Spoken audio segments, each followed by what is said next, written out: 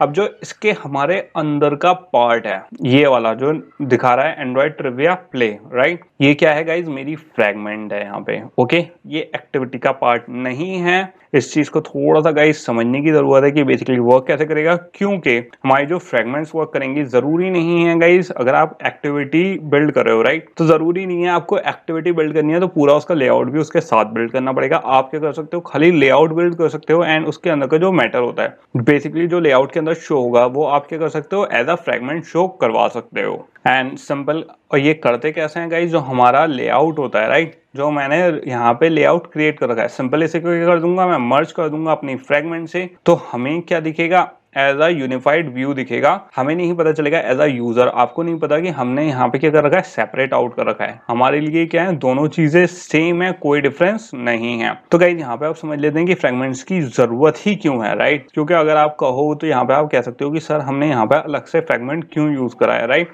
And basically हम यहाँ पे सिंपल लेआउट क्यों नहीं यूज कर रहे हैं। तो गाइस इस चीज का बहुत अच्छा आंसर है एंड अगर आप टेक्निकली सोचो तो ऐसा होता है, आपने कोई एक पेज खोला राइट, अगर हमारे इसमें एंड्रॉइड ट्रिविया है, अब एंड्रॉइड ट्रिविया में हमारा एक पेज है, उसका एक लेआउट होता राइट, दूसरा पेज होता, मैंने प्ले पे क्लिक करा, दूसरा पेज का दूसरा लेआउट, तीसरा लेआउट। अब अगर आप सोचो कि जो एक लेआउट है मुझे चाहिए कि वो मल्टीपल जगह यूज हो जाए राइट, आप फ्रैगमेंट्स क्या होता है, फ्रैगमेंट्स यूज करते हैं गाइस रीयूजेबिलिटी के लिए। जैसे हमारे ओवरफ्लो में अबाउट था राइट, तो मुझे चाहिए कि अबाउट एक जगह से और दूसरी जगह से, दोनों जगह से सेम लेआउट यूज करे एंड सेम तरीके से वर्क करे, कि रीयूजेबिलिटी बढ़े विदाउट उसकी मेमोरी लिए, राइट। तो उस चीज में गाइस हमारा क्या काम आता है, फ्रैगमेंट्स काम आता है एंड बहुत इफेक्टिव होता है। जैसे जैसे आगे बढ़ेंगे गाइस आपको समझ में आएगा ये कैसे वर्क करेगा। तो इसलिए क्या यूज करते हैं, फ्रैगमेंट यूज करते हैं रीयूजेबिलिटी के लिए। और ये तो हो गया एक रीजन गाइस, क्या है, एफिशिएंसी की वजह से। दूसरा रीजन एक और है जिसकी वजह से हमारे फ्रैगमेंट्स बेसिकली यूज होने शुरू हुए थे, वो इसलिए हुए थे क्योंकि अगर आप सोचो जो हमारी एंड्रॉइड टैबलेट्स हैं या टीवी स्क्रीन हैं या कोई भी हमारा एंड्रॉइड डिवाइस है राइट,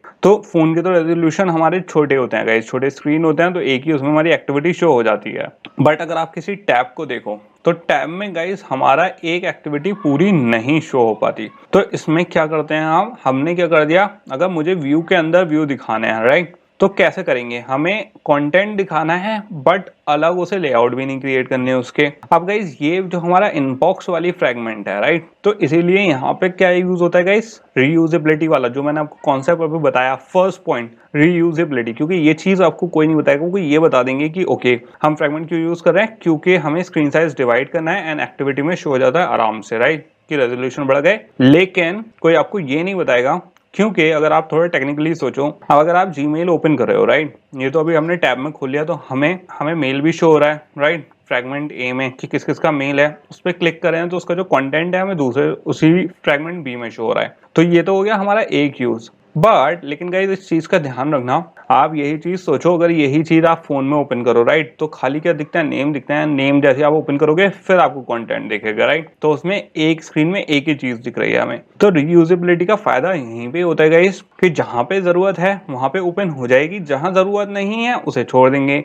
अब गाइस अगर आप दूसरी तरीके से सोचो इसे, अगर हम ये कॉन्सेप्ट यूज नहीं करते यहाँ पे फ्रैगमेंट का, तो मुझे एक पूरा लेआउट क्रिएट करना पड़ता खाली एक स्पेसिफिक इसके लिए, रेजोल्यूशन के लिए, और फिर दूसरे डिवाइस के लिए अलग क्रिएट करना पड़ता, तो मेरे जो ऐप के वर्जन होते हैं वो अलग अलग हो जाते हैं। तो एक यूनिफाइड वर्जन क्रिएट करने की वजह से ये चीज यूज होती है। ओके, ये पॉइंट बहुत इंपॉर्टेंट है एंड ये लॉजिक समझना गाइस बहुत जरूरी है, क्योंकि ये लोग बहुत बता देंगे आपको, हर चीज पर आ जाएगा कि हम फ्रैगमेंट यूज कर रहे हैं किसके लिए, रेजोल्यूशन क्योंकि बढ़ जाते हैं तो उसमें एडजस्ट करने के लिए यूज करते हैं। बट रीयूजेबिलिटी कि किस तरीके से रीयूजेबिलिटी, आपको ये वर्ड बहुत मिलेगा guys, reusability reusability, but work कैसे करती है वो यहाँ पे आता है गाइस कॉन्सेप्ट। ओके, कि जब हम मल्टीपल डिवाइसेस पे एक्सेस करेंगे उसे, तब प्रॉब्लम की बात है। ओके, इससे हमें बेनिफिट क्या है, एक ही हमारा रिटर्न कोड हम चाहे मल्टीपल डिवाइसेस पे एक्सेस करें, जैसे जैसे रिक्वायरमेंट चेंज होगी वो अपने आप के करता रहेगा, अडेप्ट करता रहेगा, हमें इंडिविजुअल उसके लिए लिखने की जरूरत नहीं है। एंड बेसिकली जो हमारे फ्रैगमेंट्स होते हैं ये क्या करते हैं, हमारी एक्टिविटी में इंक्लोज होते हैं। जैसे मैंने आपको बताया गाइस कि क्या क्रिएट करेंगे, हम एक एक्टिविटी क्रिएट करेंगे। एंड इस चीज का ध्यान रखना गाइस, एक्टिविटी हमारी इंडिपेंडेंट होती है। मतलब जो एक तरीके से आप ये सोच लो, हमारा ओएस है राइट, एंड्रॉइड फ्रेमवर्क है, वो एक्टिविटी क्रिएट कर देगा लेकिन फ्रेगमेंट खुद से क्रिएट नहीं कर सकता। हमारा फ्रेगमेंट किस में एग्जिस्ट करेगा, किसी ना किसी एक एक्टिविटी में एग्जिस्ट करेगा। तो बेसिकली ये वर्क कैसे करता है कि जो हमारी एक्टिविटी है वो क्या कर लेती है, इनक्लोज कर लेती है हमारे फ्रेगमेंट्स को। जो हमारे यहाँ पे एलिमेंट्स होते हैं वो क्या करवाता है, शो करवाता है। और इसमें गाइस बेनिफिट हमारा कैसे होगा, जैसे हमारा ये नेविगेशन ड्रॉर है राइट, सॉरी नेविगेशन ड्रॉ कह रहा हूँ, जैसा हमारा यहाँ पे स्क्रीन है। तो फिलहाल जो हमारा एंड्रॉइड ट्रिविया जैसे फर्स्ट स्क्रीन है, अब मुझे इसे स्विच करना है। तो मुझे गाइस सिंपल क्या है, एक एक्टिविटी स्टार्ट करूंगा और जो फ्रेगमेंट है उसके अंदर का सिंपल उसे क्या करता रहूंगा, स्विच करता रहूंगा। तो बेसिकली यहाँ पे क्या होगा, हमारी एक रीयूजेबिलिटी की एक दूसरा तरीका भी है कि हम उसे क्या कर सकते हैं, इस तरीके से भी इम्प्लीमेंट कर सकते हैं। अब गाइस ये वाला जो कॉन्सेप्ट है हमारा कौन से एंड्रॉइड वर्जन से आया, ये आया है हमारे एंड्रॉइड 3.0 हनीकॉम से। Okay, API level 11। ये क्या है, यहाँ पे हमारी फ्रेगमेंट की फंक्शनैलिटी शुरू हुई थी इस वाले वर्जन से। एंड ये स्पेसिफिकली शुरू की हुई थी गाइस एक टैबलेट को माइंड में रखें, क्योंकि उस वक्त जो हमारे बिगर रेजोल्यूशन स्क्रीन थे उसमें सबसे पहले क्या आता था, टैबलेट आता था राइट। अब हमारे पास और भी बड़े रेजोल्यूशन वाले स्क्रीन आ गए हैं, तो और उसके लिए और एडवांस है।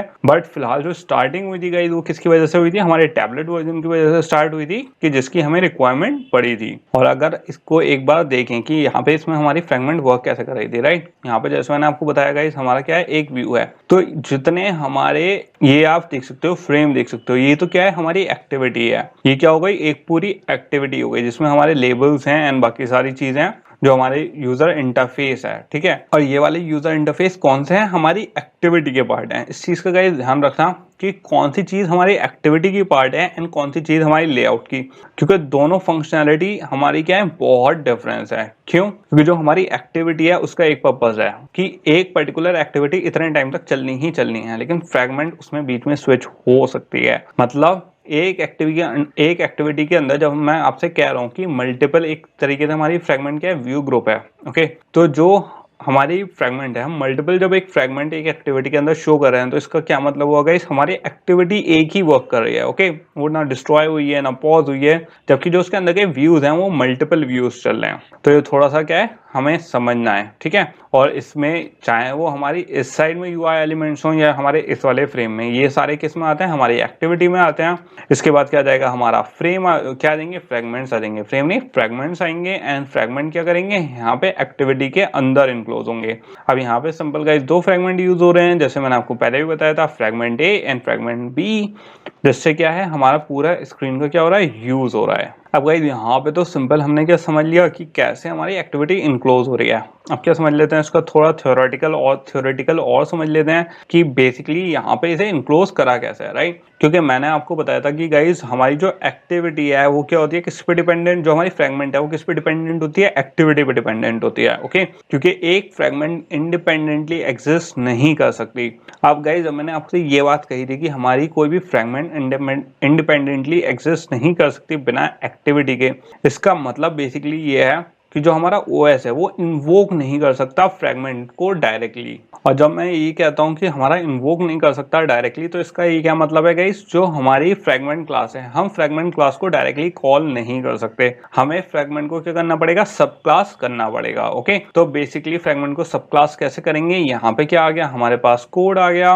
एंड यहाँ पे आप देख सकते हो गाइस, जो हमारी हमने क्या कर दी, अबाउट फ्रेगमेंट राइट। इसका ये कौन से वाली है, जो हमने अबाउट देखा था कि हमारे ट्रिविया में जो अबाउट फ्रेगमेंट थी उसके बारे में, तो उसको क्या कर दिया मैंने, सब क्लास कर दिया है। कौन सी क्लास की, फ्रेगमेंट की। तो यहाँ पे हमने जो फ्रेगमेंट करी है, वो फ्रेगमेंट जो हमने बनाई है वो किसकी सब क्लास है, फ्रेगमेंट की। जैसा मैंने आपको बताया गाइस, हमारी जो फ्रेगमेंट है वो कभी भी डायरेक्टली हम इनहेरिट नहीं कर सकते, डायरेक्टली एक्सटेंड नहीं कर सकते। हमेशा हमें क्या क्रिएट करनी पड़ेगी, एक सब क्लास क्रिएट करनी पड़ेगी। एंड सब क्लास सिंपल कैसे क्रिएट करेंगे, अपने इनहेरिट करके सिंपल कौन सी उससे एक्सटेंड करेंगे, फ्रेगमेंट क्लास से। अब गाइस अगर आप यहाँ पे देखोगे तो हमारा ये किस पे ले रहा है, ऑन क्रिएट व्यू पे ले रहा है। एंड ऑन क्रिएट व्यू में क्या ले रहा है, ये यहाँ पे इन्फ्लेट कर रहा है। हम इन्फ्लेटर मेथड यहाँ पे यूज कर रहे हैं बेसिकली क्या करने के लिए, इन्फ्लेट करने के लिए, क्या, हमारी अबाउट फ्रेगमेंट राइट। ये क्या ले रहा है, बेसिकली यहाँ पे लेआउट ले रहा है। अब गाइस क्या समझ लेते हैं, यहाँ तक का तो क्या मैंने आपको एक बता दिया कि कैसे हमारे फ्रेगमेंट को हमें इनहेरिट करना है, सब क्लास कैसे करना है, राइट। अब गाइस यहाँ पे अगर आप देखोगे तो यहाँ पे क्या हो रहा है, हमारा ऑन क्रिएट ये वाला टेक्स्ट होपफुली आप लोगों के क्या लिए फेमिलियर हो गया होगा कि यहाँ पे क्या हो रहा है। क्योंकि गाइस अब थोड़ा सा ये डिस्कस कर लेते हैं कि हमारी एक्टिविटी में और जो हमारी फ्रेगमेंट क्लास है दोनों में क्या डिफरेंस होने वाला है, थोड़ा सा वो समझ लेते हैं। अब अगर आप यहाँ पे देखो तो सिंपल हमारा क्या है, यहाँ पे ऑन क्रिएट रन हो रहा है एंड यहाँ पे ऑन क्रिएट में यहाँ पे बहुत सिंपल ये वाला ऑलरेडी कॉन्सेप्ट मैं आपको बता चुका हूँ कि कैसे वर्क करेगा, राइट। ये वाले एक एक लाइन मैंने आपको स्टार्टिंग में जो हमारा कोटलिन कोर्स स्टार्ट हुआ था तो मैंने आपको एक लाइन बताई थी कि कौन सी चीज कैसे वर्क कर रही है, राइट। ये कि यहाँ पे हमारा ऑन क्रिएट का क्या लॉजिक है, बाइंडिंग क्या हो रही है। होपफुली गाइस ये चीजें आपको अब तक आ गई होंगी तो यहाँ पे कोई कंफ्यूजन नहीं हुआ होगा कि यहाँ पे क्या कर रहे हैं, हम एक्टिविटी क्रिएट कर रहे हैं अपनी एंड यहाँ पे क्या कर रहे हैं, हम बाइंड कर रहे हैं अपना डेटा। एंड गाइस हमारा व्यू बेसिकली आता कहाँ से है, अगर मैं देखूं कि कौन सी लाइन से हमारा व्यू आ रहा है, राइट, तो वो कौन सी लाइन से आ रहा है, जहाँ पे हमारी लेआउट है। एंड लेआउट किसकी हेल्प से सेट करें हम, सेट कंटेंट व्यू की हेल्प से। और इसमें बेसिकली कौन सा कॉन्टेक्स्ट दे रहे हैं, यहाँ पे क्या आ गया, हमारा कॉन्टेक्स्ट आ गया और क्या आ गया, यहाँ पे हमारा लेआउट दे दिया।